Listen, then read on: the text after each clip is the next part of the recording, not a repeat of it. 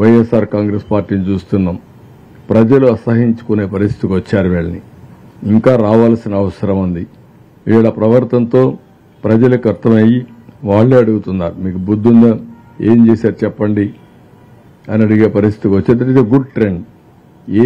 ఎక్కడైనా సరే ఎలాంటి దుర్మార్గాన్ని సరిచేయాలన్నా అది ప్రజలకే సాధ్యం.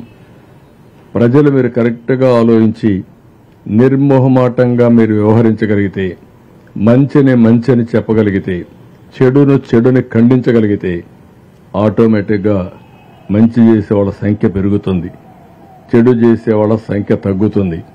ఒకరిద్దరుంటే వాళ్ళ సమాజం నుంచి బహిష్కరించగలిగితే, ప్రజా జీవితంలో వాళ్ళకి స్థానం లేకుండా చేయగలిగితే ఇంకేలాంటి అరాచకాలు జరగవు. లేకపోతే ప్రజలను మభ్యపెట్టి అరాచకాలు చేయాలని చూస్తారు. ఒక 4 రోజులుగా రాత్రింబగళ్ళు నేను ఒక్కడనే కాదు, సీనియర్ ఆఫీసర్స్ అందరినీ ఫీల్డ్కు పంపించా. నేను చూశాను సిసోడియా కానీ ఆల్ సీనియర్ ఆఫీసర్స్ పోటీపడి పనిచేశారు. వాళ్ళకు చాలా కన్స్ట్రెంట్స్ ఉన్నాయి, అలవాటు కూడా లేదు. అలవాటు తెచ్చుకొని బురదలో నడుస్తూ డిస్ట్రిబ్యూషన్ చేసి తద్వారా వాళ్ళు కూడా ఒక వాళ్ళ మనసులో ఉండే ఆలోచనని ముందుకు తీసుకుపోయే పరిస్థితికి వచ్చారు. ఒక విధంగా చెప్పాలంటే ఇది ఒక అవకాశం. అట్ ది సేమ్ టైం చాలా మంది ప్రజల దగ్గరికి పోవడం ఇష్టపడరు. అలాంటి సమయంలో అందరినీ పంపించి మేము ఒక యజ్ఞమార్గం చేస్తామంటే, ఈరోజు చరిత్రలో మీరు ఎప్పుడూ చూసుంటారు, మా మంత్రులు ఉదయం నుంచి లోకేష్ కానీ అదే మరి రామానాయుడు కానీ ఇద్దరు ఏదైతే ఆ బ్రీచ్ ఉందో ఆ బ్రీచ్ దగ్గరుండి ఇప్పటికి 2 క్లోజ్ చేసే పరిస్థితికి వచ్చారు. రేపు మార్నింగ్కి 3వది కూడా క్లోజ్ చేయడానికి సిద్ధపడుతున్నారు.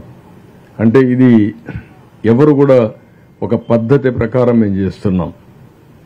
ఒక విధంగా చెప్పాలంటే ఒక డెడికేషన్తో, ఒక డివోషన్తో ఇది జరగాలి.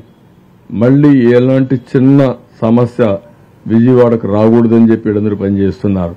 చాలా మంది మంత్రులు ఆ ట్రాక్టర్లు తిరుగుతూ, ఎమ్మెల్యేలు ట్రాక్టర్లు తిరుగుతూ ఇంటింటికి వెళ్లి ఈ నిత్యావసరమైన చెప్పినట్టు ఫుడ్ కానీ నీళ్లు కానీ ఇవన్నీ అందించే పరిస్థితికి వచ్చారు. చాలా మందిని చూశాను ఈరోజు. బయట నుంచి కొన్ని వేల మంది వస్తున్నారు. మేము కూడా ఏదో ఒకటి చేస్తాం, మేము కూడా వీళ్లకు సేవ చేస్తామని వచ్చే పరిస్థితికి వచ్చారు. నేను ఒకటి అందరినీ కోరుతున్నా, ఎక్కడి నుంచో మీరు ఫుడ్ తేవడం, ఆ ఫుడ్ కానీ సరిగా లేకపోతే ఆరోగ్య సమస్యలు వచ్చే పరిస్థితి వస్తుంది. దయచేసి అలాంటి తేవద్దండి. ఏదైనా తెస్తే డ్రై ఫుడ్ తీసుకురండి. అవసరమైతే మంచి పప్పు ధాన్యాలు కానీ లేకపోతే ఈ యొక్క వాళ్ళు ఉపయోగించుకోవడానికి అవకాశం ఉండేటి తీసుకురండి. అట్లా కాకుండా ఎక్కడికక్కడ వంట చేసుకొని తీసుకొస్తే అది తినలేరు, అది చెడిపోతే సమస్యలు కూడా వస్తాయి, ఆరోగ్య సమస్యలు కూడా వస్తాయి. ఒకవేళ కాదనుకున్నప్పుడు నేను చెప్పిన ఈ డబ్బులంతా వాళ్ళకే వెళ్తుంది. మీకు సీఎం రిలీఫ్ ఫండ్కి ఇవ్వండి, ఈ డబ్బులు వాళ్ళ కోసం ఖర్చు పెడతాం. ఆ విధంగా మీకు కూడా మంచి చేసినటువంటి మంచి ఫలితం వస్తుంది. ఇది ఆలోచించేయమని చెప్పి ప్రతి ఒక్కరు కోరుతున్నాం.